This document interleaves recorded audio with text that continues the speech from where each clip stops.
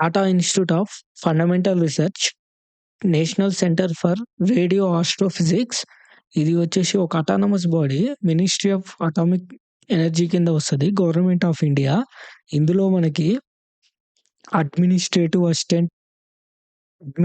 Assistant Pune.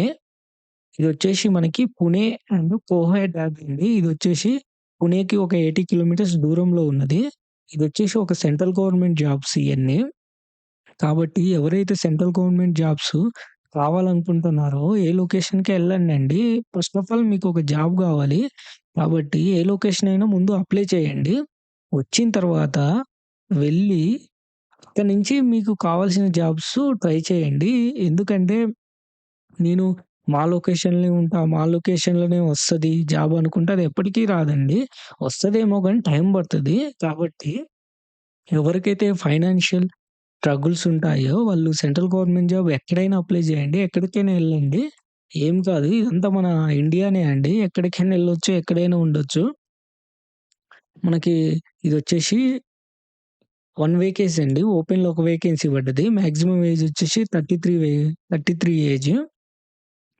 మనకి pay level వచ్చేసి 6. మనకి టోటల్ వచ్చేసి 73,000 వస్తాయండి. అంటే మనకి లెవెల్ 6 బేసిక్ వచ్చేసి 35,400 ప్లస్ దానికి డీఏ అలవెన్స్‌లు మొత్తం కలిపి మన ఇన్ హ్యాండ్ 73,000 వస్తున్నాయండి. నెక్స్ట్ వచ్చేసి క్లర్కు. ఇది లొకేషన్ వచ్చేసి పుణె. వేకెన్సీ ఒకటున్నది. ఇది వచ్చేసి ఎస్టీలో ఉన్నదండి క్లర్కు. ఈ వేకెన్సీ వచ్చేసి 33 ఉందండి ఏజ్. Maximum age. మనకొచ్చేసి పే లెవెల్ 3. పే లెవెల్ 3 వచ్చేసి మనకి 21,000 బేసిక్ ఉంటదండి. మొత్తం కలుపుకొని మనకి 46,990 రూపీస్ వస్తాయిన్నాయి. కాబట్టి మంచి సాలరీ అండి. నెక్స్ట్ వచ్చేసి డ్రైవర్ బి. ఇదొచ్చేసి Pune location. Number of post వచ్చేసి ఒక వేకెన్సీ. ఇదొచ్చేసి ఈడబ్ల్యూఎస్‌లో ఉందండి. డ్రైవర్ పుణె. పుణెకి సంబంధించిన లొకేషన్‌లో డ్రైవరు ఈడబ్ల్యూఎస్ కింద ఉన్నది. దీని మాక్సిమం ఏజ్ వచ్చేసి 30 ఇయర్స్. ఇదొచ్చేసి పే లెవెల్ 2 అండి. పే లెవెల్ 2 అంటే మనకి 19,990 రూపీస్ ఉంటది. మనకొచ్చేసి టోటల్ 39,970 రూపీస్. మనకి డీఏ ప్లస్ హెచ్ఆర్ఏ అలవెన్స్‌లన్నీ కలుపుకొని మనకి ల్యాబ్ అసిస్టెంట్ అండి. Lab assistant B. ఇదొచ్చేసి కోహెడాడ్ అని చెప్పినా కదండీ. పుణెకి మనకి 80 కిలోమీటర్స్ దూరంలో ఉంటది. నంబర్ ఆఫ్ వేకెన్సీ వచ్చేసి 2 వేకెన్సీ ఉన్నాయి. ఓపెన్‌లో ఒకటి, ఓబీసీలో ఒకటున్నది. ఓపెన్‌లో అయితే 28 years maximum age limit. And మనకి ఓబీసీలో అయితే 31 ఇయర్స్. 3+3 ఇయర్స్ ఉంటదండి. ఓబీసీకి ఏజ్ రిలాక్సేషన్. వీళ్ళకి 39,770 రూపీస్ వస్తది. ఎందుకంటే ఈడ కొంచెం హెచ్ఆర్ఏ తక్కువ ఉంటదండి కోహెడేడ్‌లో. అందుకే మనకు కొంచెం సాలరీ తగ్గింది. లెవెల్ 3 అయినా. ఇక్కడ లెవెల్ 3కేమో 46,990 రూపీస్ ఉంది గదా! ఇక్కడికి, ఇక్కడికి తేడా ఏందంటే మనకి హెచ్ఆర్ఏ తక్కువుంటది. నెక్స్ట్ వచ్చేసి క్లర్క్ అండి కోహెడేళ్లలో. డ్రైవరు కోహెడేల్లోనే. సెక్యూరిటీ గార్డ్ అండి. ఇదొచ్చేసి మనకి 1 వేకెన్సీ ఉన్నది. ఇది వచ్చేసి ఈడబ్ల్యూఎస్‌లో ఉన్నది. ఏజ్ వచ్చేసి 28 ఇయర్స్. దీనికొచ్చేసి లెవెల్ 1 అండి. లెవెల్ 1 వాళ్ళకి 32,040 రూపీస్ వస్తున్నాయి. నెక్స్ట్ వచ్చేసి మనకి అడ్మినిస్ట్రేటివ్ అసిస్టెంట్ అండి. మనకి గ్రాడ్యుయేషన్ ఉండాలి. మినిమమ్ 55% మార్క్స్ ఉండాలి. కంప్యూటర్ నాలెడ్జ్ ఉండాలి. 5 ఇయర్స్ ఎక్స్‌పీరియన్స్ ఉండాలండి మన హెచ్ఆర్ డిపార్ట్‌మెంట్‌ల. మనకి సెంట్రల్ గవర్నమెంట్ రూల్స్ తెలిసుండాలి. నెక్స్ట్ వచ్చేసి క్లర్కు.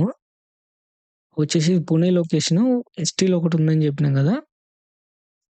మనకొచ్చేసి గ్రాడ్యుయేషన్ ఉండాలండి. 50% మార్క్స్ ఉండాలి మినిమమ్. అండ్ టైపింగ్ నాలెడ్జ్ ఉండాలి. అండ్ అట్లనే ఇదొచ్చేసి మొత్తం కంప్యూటర్ నాలెడ్జ్ అండి. మినిమమ్ 1 ఇయర్ ఎక్స్‌పీరియన్స్ ఉండాలి. నెక్స్ట్ వచ్చేసి మనకి డ్రైవరు. మనకి ఎస్ఎస్‌సి పాస్ అయ్యుండి వాలిడ్ లైసెన్స్ ఫర్ డ్రైవింగ్ అండి. మనకి హెవీ లైసెన్స్ ఉండాలండి. హెవీ వెహికల్ లైసెన్స్ ఉండాలి. And minimum 3 years accident free driving license ఉండాలి. హెవీ వెహికల్స్ ఏం చెప్పాను కదా! Heavy passenger motor vehicles. Height వచ్చేసి 165 సెంటీమీటర్స్ ఉండాలి.